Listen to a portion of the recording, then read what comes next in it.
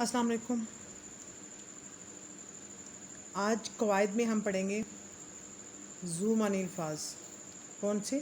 ذو معنی الفاظ، وہ الفاظ جن کے دو مختلف معنی ہوں اور املا ایک ہو، انہیں ذو معنی الفاظ کہا جاتا ہے۔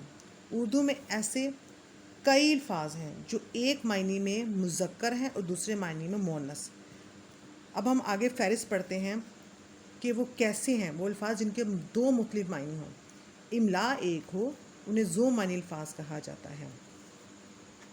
اب آگے ہم پڑھتے ہیں کہ وہ کون سے الفاظ ہیں۔ الفاظ ہیں جیسے کہ لگن، اس کا مذکر معنی برتن، مؤنث معنی محبت۔ آب، مذکر معنی ہے پانی، مؤنث معنی ہے چمک۔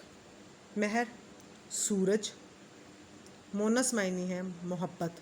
چاہ، کنواں، محبت۔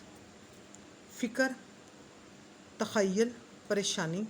سونا، قیمتی دھات، نیند۔ دیکھیں مذکر معنی مؤنث معنی کے علیحدہ علیحدہ ہیں۔ اب یہ دیکھیں، ہار، پھولوں کا ہار، شکست، تکرار، بار بار، لڑائی، محبت، بار، بوجھ، دفعہ مرتبہ، کل، آنے والا دن، پرزہ، مغرب، پورب، سمت، نماز شام، کان، عضو جسم اور معدن۔